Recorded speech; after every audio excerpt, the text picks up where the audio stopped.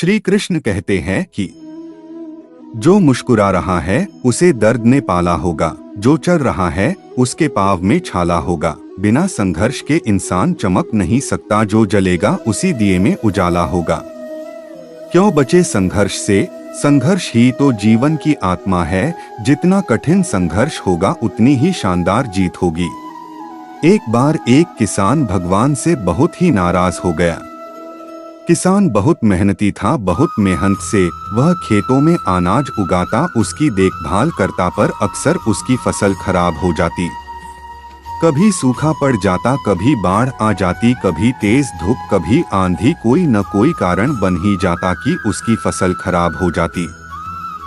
एक दिन वह किसान गुस्से में आसमान की ओर देखकर भगवान से कहा, हे ईश्वर, आपको लोग सर्वज्ञता मानते हैं कि आप सब जानते हैं, कहते हैं कि आपके इच्छा के बिना एक भी पत्ता नहीं हिलता, पर मुझे तो लगता है कि आप छोटी सी छोटी बात भी नहीं जानते। आपको तो ये भी नहीं पता कि खेतीबाड़ी कैसे करते हैं। अगर आप जानते होते तो हर समय जो बाढ़, आंधी और तूफान आते हैं वो कभी नहीं आते।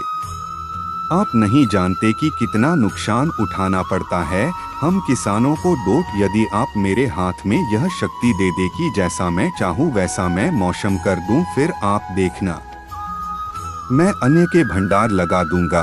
भगवान इस किसान के तीखे वाक्य सुनकर मुस्कुरा रहे थे और वह किसान के सामने प्रकट होकर बोले, मैं आज से तुझे यह शक्ति देता हूँ कि तुम अपनी खेतों पर तुम्हारी जैसी इच्छा ही तुम वैसा मौसम कर दोगे। मैं बिल्कुल भी दखल नहीं दूंगा, तुम्हारी इच्छा से सब कुछ होगा। किसान बहुत खुश हो गया। किसान ने गेहूं की फसल अपनी खेतों में बोई। जब उसे लगा कि खेतों को धूप चाहिए तो खेतों को धूप मिले, जब पानी बरसना चाहिए तभी पानी बरसा। आंधी, तूफान, बाढ़ कुछ भी उसने अपने खेतों पर आने नहीं दिया। किसान के खेत में इस वर्ष ऐसी फसल हुई जैसी कभी नहीं हुई थी। हरी भरी लहलहाती फसल। मन ही मन वह बहुत खुश हो गया और सोचने लगा, अब सबूत के साथ दिखाऊंगा भगवान को कि इसे कहते हैं शक्ति का सही उपयोग। मेरी सफलता देखकर उन्हें अपनी नियम जरूर बदलने पड़ेंगे। कुछ दिन गुजरे, फसल कटने को तैयार हो गए। किसान बहुत उत्सुकता के साथ फसल को काटने लगा, पर जैसे ही उसकी नजर गेहूं की बालियों पर गया तो उसने अपना सिर पीट लिया और वह रोने चिल्लाने लगा। गेहूं की एक भी बाली के अंदर गेहूं का दाना नहीं था, सारी बालियां अंदर से खाली थी।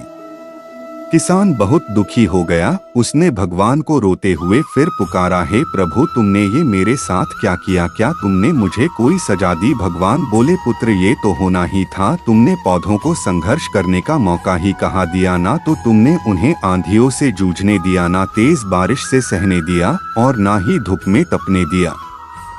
एक भी चुनौती का सामना तुमने उन्हें नहीं करने दिया, इसीलिए सारे पौधे अंदर से खोखले रह गए। जब आंधी, तूफान, तेज बारिश और धूप पड़ती है तभी ये पौधा अपने अस्तित्व को बचाने के लिए संघर्ष करते हैं और इसी संघर्ष से एक बल पैदा होता है जिसमें शक्ति होती है, ऊर्जा होती है।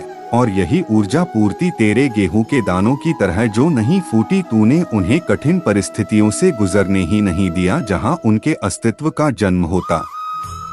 सारे बालियां इसीलिए खाली है, इसमें एक भी गेहूं का दाना इसलिए नहीं है क्योंकि तुमने अपने पौधों को संघर्ष कराया ही नहीं। याद रखिए, स्वर्ण में सवर्णीय आभा तभी आती है जब वह आग में तपने, गलने और हथौड़े से पीटने जैसे संघर्षों से गुजरता है। कोयले का टुकड़ा हीरा तभी बनता है जब वह उच्च दाब और उच्च ताप की मुश्किल परिस्थितियों से गुजरता है। इसी तरह यदि हमारी जिंदगी में कोई संघर्ष ही ना हो, कोई चुनौती ही ना हो, तो हम भी गेहूं की बालियों की तरह खोखले रह जाएंगे, कोई अस्तित्व नहीं होगा हमारा।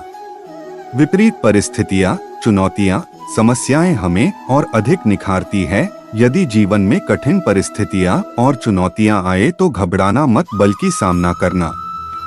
विश्वास करना कि आप और अधिक निखर जाओगे और अधिक मजबूत बन जाओगे।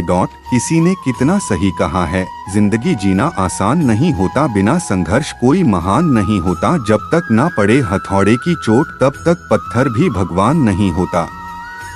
विपरीत परिस्थितियाँ, चुनौतियाँ, समस्याएं हमें और अधिक निखारती है। यदि जीवन में कठिन परिस्थितियाँ और चुनौतियाँ आए तो घबराना मत, बल्कि सामना करना।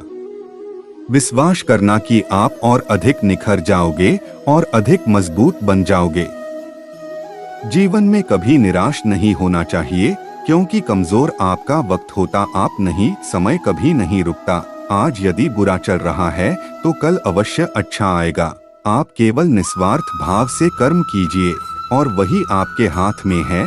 सुख दुख का आना जाना सर्दी गर्मी के आने जाने के जैसा ही है, इसलिए इन्हें सहन करना सीखना ही उचित है।